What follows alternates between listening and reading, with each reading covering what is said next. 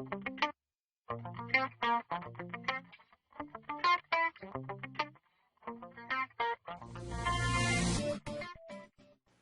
afternoon, everyone, and thanks for joining us today. This is Joe with the Local Search Association, and I'd like to welcome you all to LSA's webinar series. Today's webinar is titled The New Era of Targeting Local Customers with Display Advertising, and will be brought to you by our guest presenter, Jennifer Dunn from Mediative. With that, let's get started. Over to you, Jennifer. Thanks, Joe, and thanks to the LSA for this great opportunity.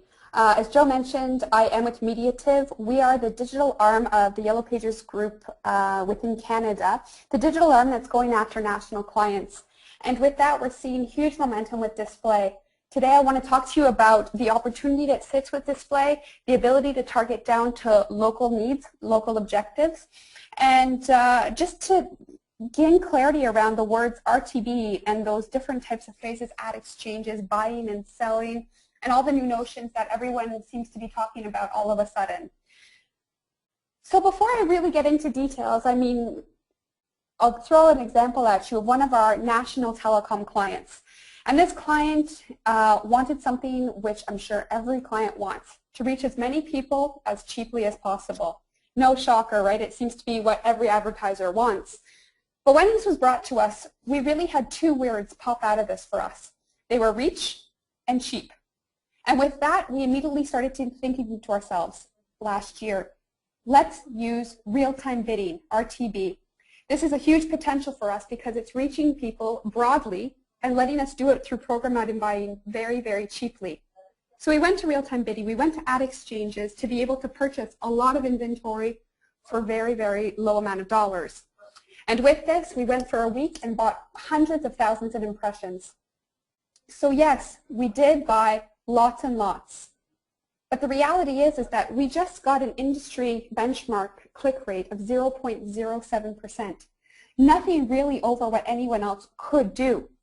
And moreover, when we actually started to talk to the client about this, I couldn't actually prove to them whether or not we were able to generate them more leads. The reality is that those clicks, I can't promise where they came from. Perhaps they were coming from people who were mistakenly clicking the banner ads. Perhaps it was even going to click farms, robots who were clicking the ads.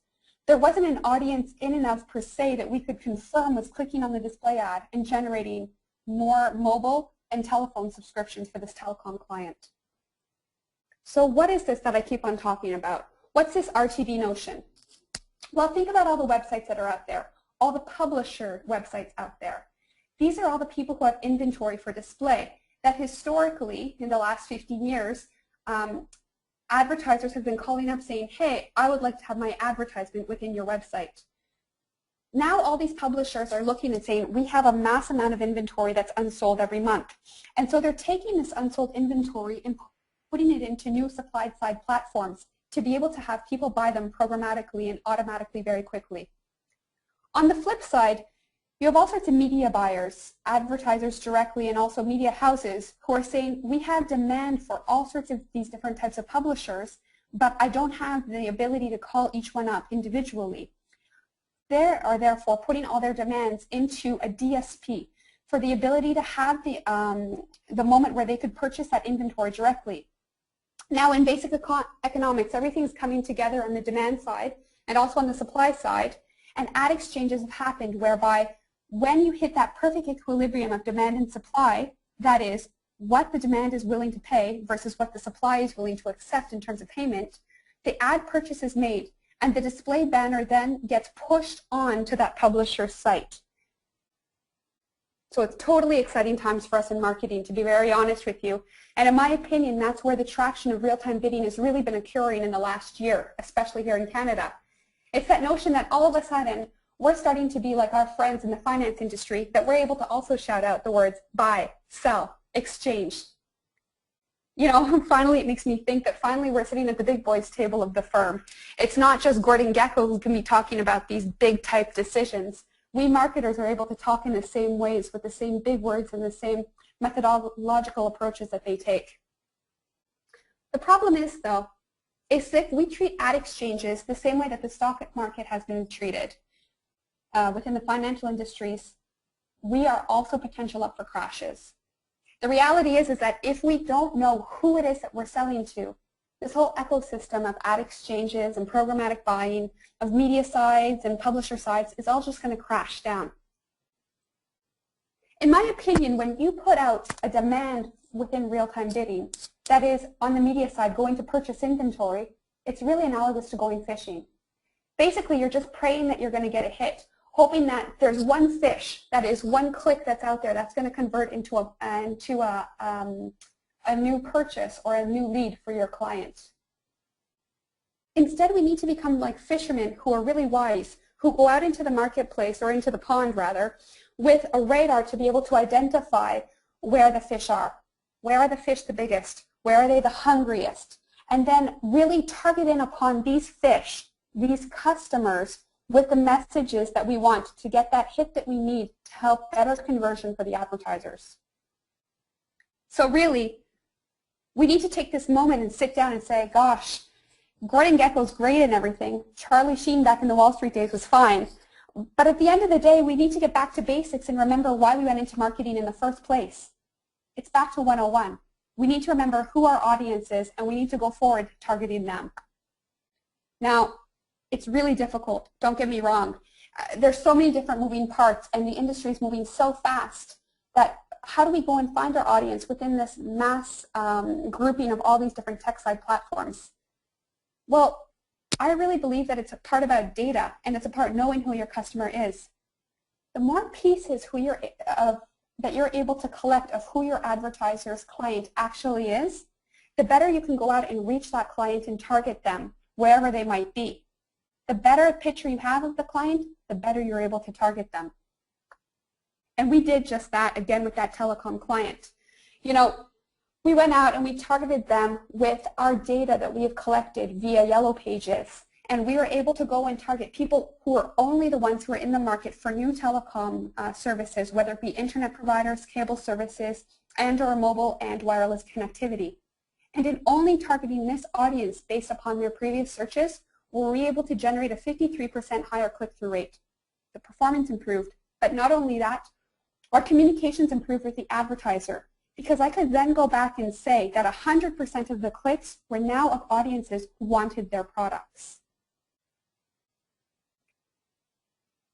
We've done this as well with a local condo developer.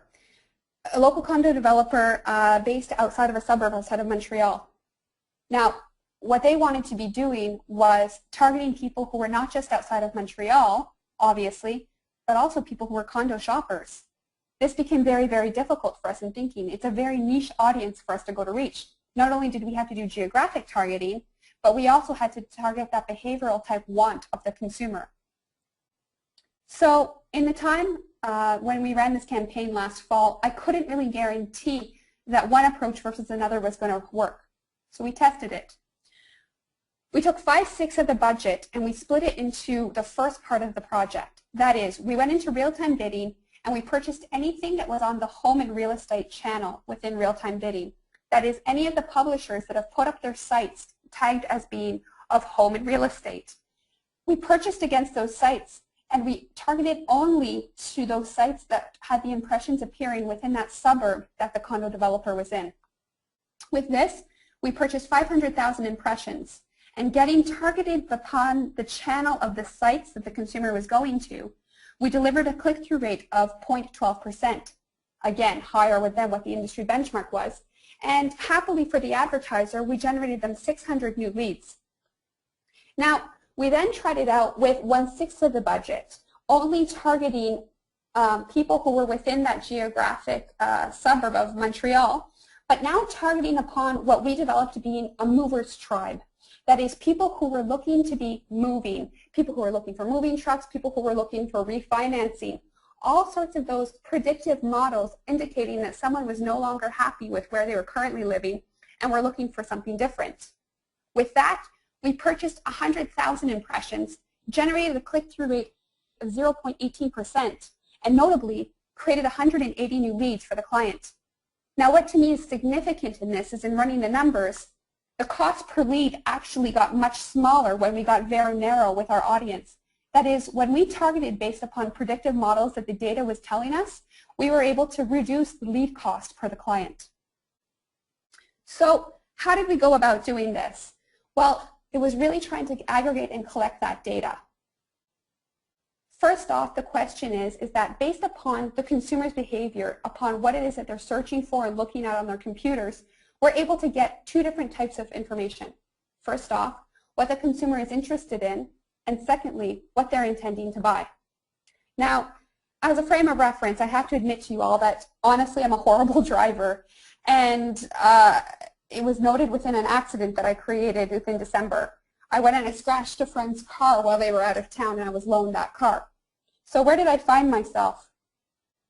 I went to Yellow Pages, and I went in searching for automotive repair, indicating that I was in Montreal. Now, in doing these two different behaviors, giving these two pieces of information, I was clearly telling Yellow Pages two critical pieces of information about myself. Number one, that I was in the market to repair my car, and number two, that I was also in Montreal. So again, going back to that notion of the condo developer, we were able to target in upon those two different qualifiers. What we were doing in the back end upon this search is that we were dropping cookies onto my desktop, identifying my different potential behaviors next. So in me looking for automotive repair, it's very likely that I could be looking for towing. I was definitely looking for automotive repair and services, and potentially I was looking for wreckage and salvage. All of a sudden, these very hidden cookies within the browser were collecting this information about me, and it was those puzzle pieces that were then getting identified for me as an audience member. So now, when a garage wanted to then target me, they could do so because I was now identified as someone who, number one, owns a car, number two, needs to make repairs on my car, and number three, could very well be in the market to go and buy a new car, depending upon how bad my accident was. It's here that sits the power of big data. To me, it's all about the ability to go and get hyper-relevant in our targeting approach. So how are we doing it? Well, as with Yellow Pages and local search, there are hundreds of thousands of search headings that are possible depending upon all of the different users' needs. This is in the what box. Now what we've done is we've aggregated all of these different search behaviors into 955 data segments that are aligned to very specific needs that a consumer has at different life cycles that they have within their entire lifespan. So we have data segments indicating that someone's about to get married, other data segments indicating someone's ready to move, others, of course, for auto segments. Of all of these different segments together, we had to manage them into audiences that made sense. So we took all of those audience segments we've built and we've grouped them into what we're calling audience tribes. 24 different pairings of all of these segments that really identify particular audiences that sit within each of our markets that we're in across Canada. And with this, these are the 24 audience tribes that we have. So in looking at the first box on the left-hand top side, this is what our automotive channel is. Now we have the ability to not just target anyone who is looking for something within the automotive industry, but we can get much more narrow in our approach in that we can send vehicle offers to vehicle shoppers, and then on the reverse side, we can send garage offers to people who already own cars who are looking for services, repair, and/or accessories. In this notion, we've now become much more niche in our offering that we're able to get much more drilled down in our targeting abilities. So again, it was here that we were able to really drill down and to reach out the condo developers need to hit movers. We were able to use that audience to be able to do the targeting within the programmatic buying to narrow down on that radar. And similarly, as you'll see here, we had a telecom shoppers tribe as well that we were able to deliver for our telecom national advertiser. This demonstrates that data works for us on a national level for our big national clients, but also down at the very drill down local reach. Now that's fantastic that we were able to do it with data with desktop. But you know, in my opinion, data isn't the solution for mobile. The reason being is that 85% of local searches that are made within the mobile device correspond to a purchase that is made in that exact same day. So even if we pixelated someone's search behavior within their mobile device and dropped cookies on it, it would be irrelevant when it came time for us to be able to target them with display advertising thereafter.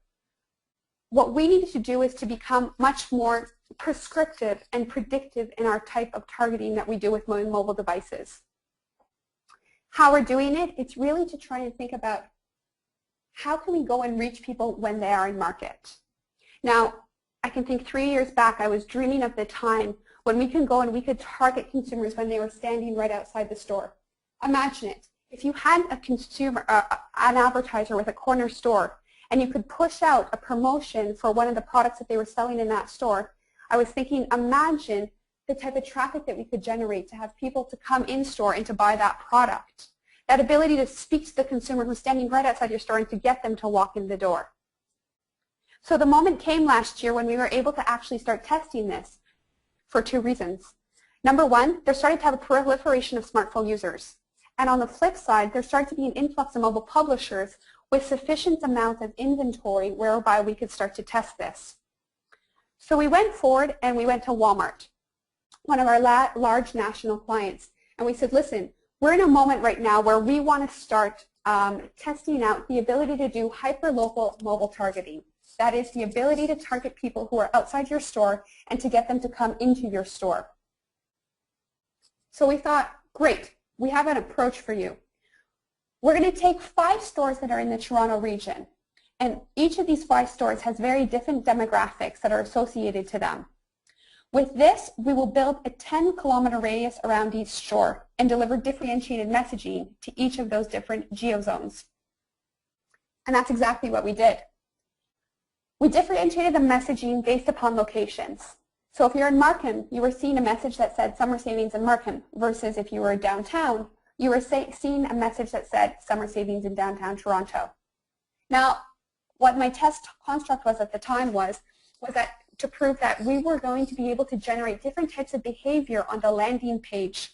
So my thoughts being that if you had someone who clicked on the downtown Toronto banner, they were more likely to be purchasing bikinis or sunscreen or something of that effect, as opposed to someone who was in the suburbs who was more likely to be looking at barbecues and pools accessories. But we never got to that point. The reason being is that when we actually launched this into the marketplace, with 3 weeks in the market and over 1 million impressions delivered, we were unable to generate a click-through rate that was really that solid. Honestly, with a 0.6% click-through rate, I wasn't sufficiently impressed with what we had had. So I have to be honest with you that I was disappointed at the time. This was supposed to be the holy grail of the future of local targeting, the ability to get people who were right outside your store. What were we missing? What had we done wrong? Was the promise not going to be fulfilled? So I had to take a step back and start to think about the construct of what is mobile? What is its value proposition, and how has it changed our lives? Now, the reality is that mobile is a constant thing throughout the day. It's with me at any time, and it's obvious. We've heard this message within the marketing industry. Everyone gets it. For me, my mobile phone is underneath my pillow when I wake up. It's with me as I'm having breakfast, as I'm driving to work, as I'm sitting through meetings, as I'm going into the elevator, as I'm leaving work, going home, going out to a movie, and going back underneath my pillow when I fall asleep at night. Now, that's obvious, and I'm sure that many people who are on the call right now are sharing the same type of behavior as me. The thing that's really, really interesting in this, however, is if you think about it, your mobile phone is the only thing that's constant with you throughout the entire day. For me, I have changing moods, changing needs, and changing wants throughout the entire day. When I'm waking up, I'm just wanting to go back to sleep. When I'm coming to work, I'm looking to get my next coffee. When I'm at work, all I want to be is as productive as possible so that I can turn around, leave earlier, go home, and enjoy my night. When I'm leaving work, however, all I'm thinking about is what is it that I want to make for dinner. Again, changing motivations depending upon where I am, how I'm feeling, and what the environment is around me. And so it's really with that notion that there's 3 different variables that we need to look at in terms of hyper-local mobile targeting. First off, location. It really depends upon where you are, how you feel. If I'm at work, I'm very, very different than I'm at home. I have very different wants, very different needs. Secondly, if it's raining versus if it's sunny, the environment affects my moods and affects what I want to be purchasing. So if it's rainy out, maybe I want an iced coffee. If it's raining out, I'll probably want a nice warm coffee, as opposed to if it's sunny out, I'd probably be wanting an iced coffee. Now, If it's in the afternoon, I could be wanting to get a coffee to go home or to be getting a snack as opposed to a coffee that I would have wanted in the morning. These are all the variables that are changing people as they are on the go and engaging with their mobile device. And it's these three variables that we need to be thinking about for our construct. And as such, we've changed up what our product construct is and what we're thinking about doing with geo-targeting. So first off with location, what we've done is we've taken all the latitude and longitudes across North America and we've mapped them to lifestyle zones. That is, areas where consumers have differentiated needs. One lifestyle zone, for instance, is yoga studios. Another lifestyle zone is hotels. Another one is business districts. Another one is residential zones. Next, we've linked in different API feeds that are coming from the Weather Network and also with time parsing and with others such as pollen levels and traffic patterns. These APIs are giving us the information that depending upon a lifestyle zone that an individual is in, it's telling us about the environment that's around them. Now, we take the GeoZone, we take the API feeds, and then we deliver banners that have prescribed to the variables that we look at and deliver it to the mobile pages and the mobile apps that a consumer is looking at upon their phone. So with this information, we're able to get extremely targeted using that real-time bidding platform of available impressions, now targeting consumers based upon where they are, how they're feeling, and the time of day that it is. Therefore, we're using all these mobile inventory impressions that are out there to target people on these variables as opposed to assuming that they would be on the channels of sites that we would be expecting them to be on.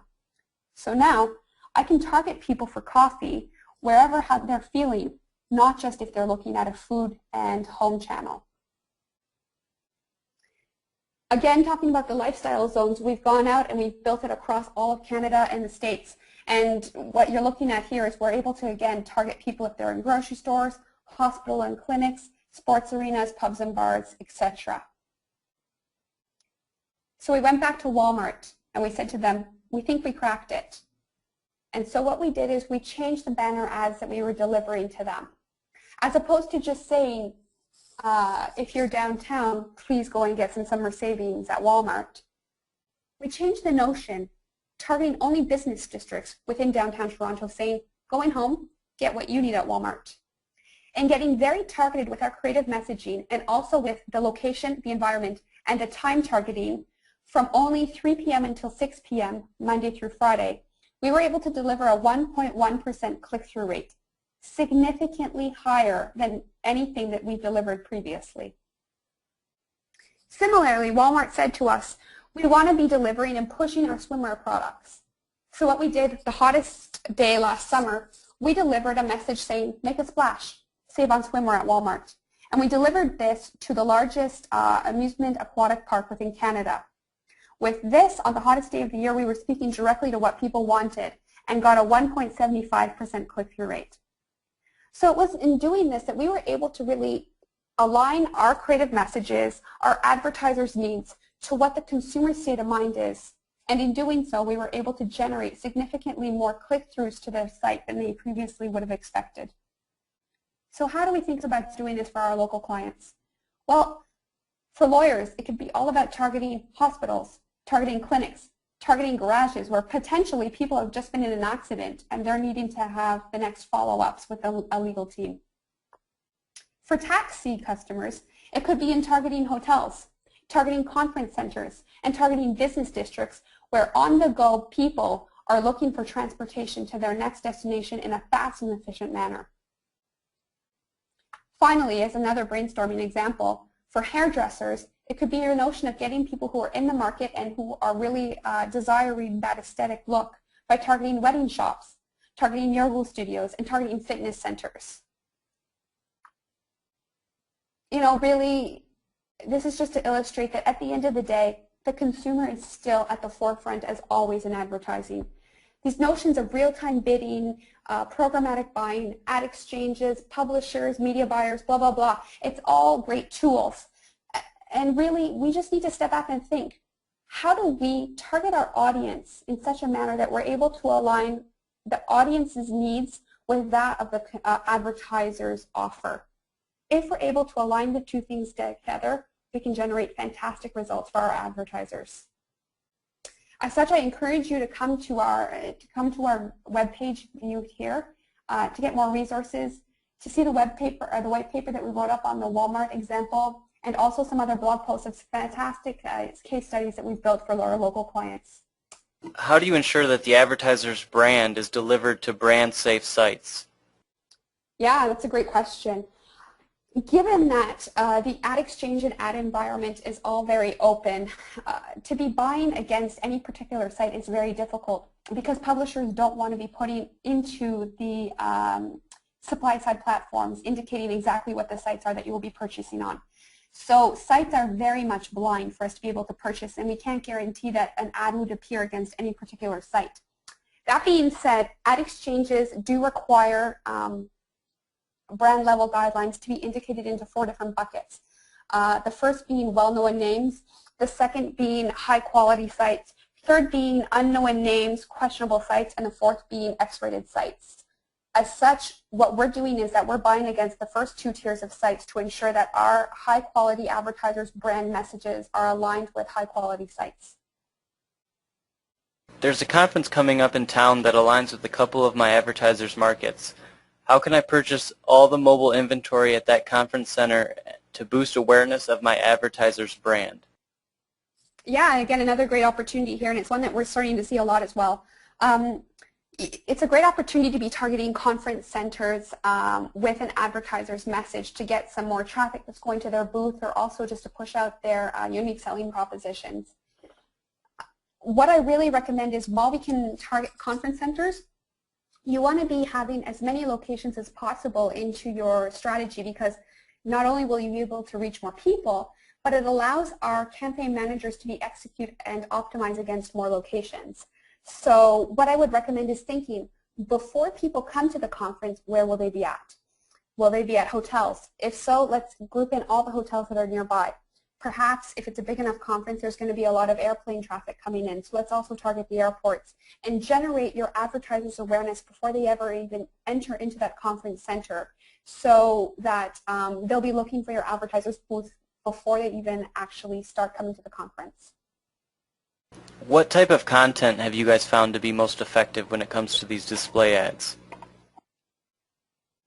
It really depends for us, depending upon the vertical. Anything that honestly really engages in a fun way with the user, the better it is. So anything that we find is very has a joking tone, a fun tone, we tend to see better creative clicks on that. Also, direct, straightforward messaging as well generates better performance for us. So again, aligning the creative messaging, the creative look and the feel of the banner to what it is that the consumer wants. And really pushing that. If you're targeting people in business districts, nothing better than to bold and to promote the word productivity and efficiency, because that's what someone's looking for. What is your equivalent for the U.S. market? This would be great for our clients. Yeah, both of the test constructs that we just discussed, it's available in both Canada and in the U.S. And I encourage you to either work with us or to reach out to your person within the LSA to be able to discuss how to proceed with that. Thanks, Jennifer, for conducting today's webinar. We really appreciate all the great info. I'd also like to thank everyone for attending today. If you have any additional questions, please feel free to contact us at LSA and we can connect you with today's presenter. We have more exciting webinars coming up this summer, so stay tuned for those. Also, don't forget about our Social Plus Mobile Show Me the Money conference in Chicago, which is only a month away. We have some great speakers from Google, Facebook, YP, ComScore, and many more. Check out our website or social media pages for more info on that. So thanks again, and everyone, have a great day.